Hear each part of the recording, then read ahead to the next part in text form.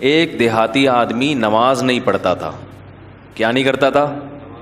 اسے مولوی صاحب نے کہا نماز پڑھا کر. اس نے کہا کہ اگر میں نماز پڑھوں گا نا تو میری گائے بھینسوں کی رکھوالی کون کرے گا؟ مولوی صاحب نے کہا دیکھ نماز پڑھنے سے رزق میں برکت ہوتی ہے.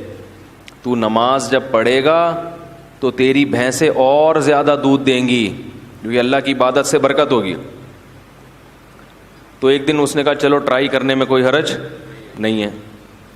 فجر کی نماز پڑھی, گھر گیا تو ایک بھینس مر گئی. بھینس کیا ہو گئی؟ اس نے کہا یہ کیا ڈرامہ ہے یار.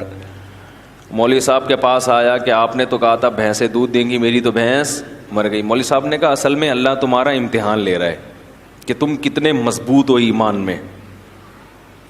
تو ایک دو ہوگا پھر اس کے بعد ڈبل ہو جائے گا دودھ. اس نے کہا چلو ٹھیک ہے. ظہر میں آیا, گیا, دوسری مر گئی.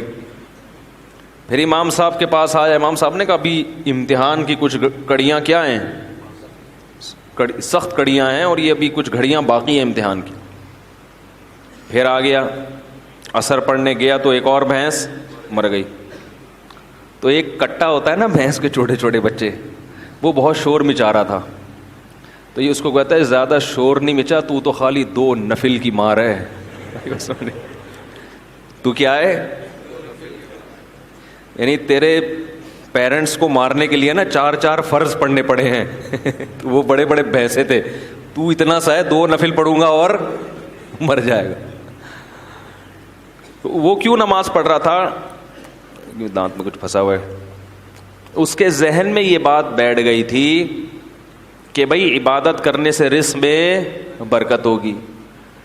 حالانکہ وہ یقیناً برکت ہوتی ہے, مگر عبادت رزق میں برکت کے لیے نہیں کی جاتی. وہ تو کرنی ہے, بھینس مرے یا زندہ رہے. فجر بھی پڑھنی ہے, ظہر بھی پڑھنی ہے, عصر بھی پڑھنی ہے, مغرب بھی پڑھنی ہے اور عشاء بھی پڑھنی ہے. کیوں؟ اس لیے نہیں کہ رزق میں برکت ہو. ہم نماز اس لیے تھوڑی پڑھتے ہیں, اس لیے کہ جو کھلا رہا ہے پالیسی بھی اسی کی چلے گی. وہ جب کھلا رہا ہے اور نعمتیں دے رہا ہے تو جب عبادت کے لیے بلائے گا ہمیں اور آپ کو جانا پڑے گا, چاہے ہمارا فائدہ ہو یا ہمارا نقصان ہو.